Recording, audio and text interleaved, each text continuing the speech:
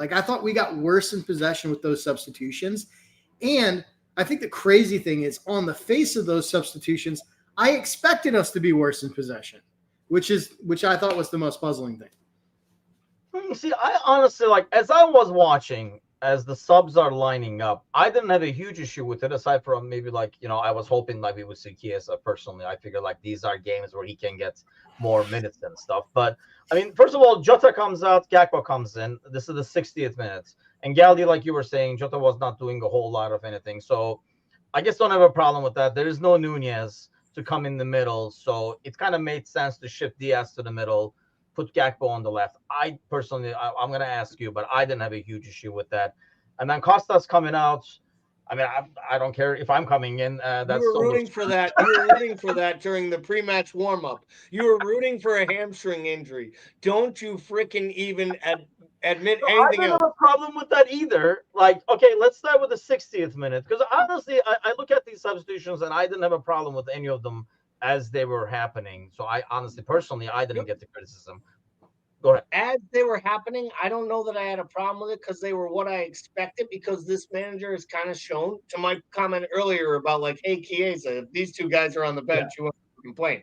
Like, Gakpo was going to be the first attacker to come in, and clearly he was going to come in for the least effective attacker, which, well, in about 18 months or in a lifetime, if you ask the Polish prince, is Jota, right?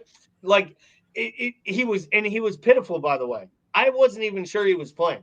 Like, he was absolutely dreadful again in this match. And it's not even dreadful like his touch was bad or he didn't have a chance to get a shot up. He does nothing because he can't run. He's absolutely gassed.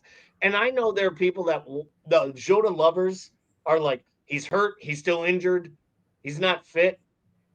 Maybe. I just think he's cooked. I genuinely think he's basically run his race at this level, at the top level of world football, which is what Liverpool is. I think Jota is cooked outside of maybe being the guy we wanted Darwin to be all year, the guy to give you 10 minutes from the bench and score you the game winner, like an impact sub. Maybe he still has that. I did the post-match with Kazi, which was craziness in itself. Prayers out to you, buddy. Okay. But I'll say this. I after watching back the match and thinking about it more, one thing he was absolutely right about was everything good that was happening in Liverpool's attack, and the best player on the pitch up to the moment of that substitution when Gakpo came on was Diaz on the left. Oh, yeah. And he was tormenting young Luis Scally for 2-3 weeks, I would say. And when you brought Diaz to the middle, he almost became invisible and looked almost like Jota. So I'm starting to put this on the coach to say, maybe you've got no number 9. And because you've had no number 9, you almost ruin every number 9 right now because we're doing nothing to help them. Diaz was so good on the left. And Gakpo does look absolutely lost.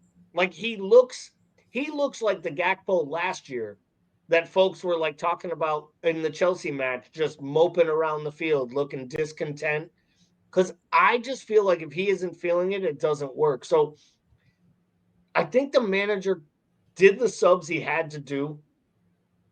But to Paul's point, I'm not sure any one substitution made the side better, which for a manager or a coach that we've heralded all year, for his in-game tactical changes and how his subs have made the biggest mark on matches, this wasn't a match where the substitutes made the mark.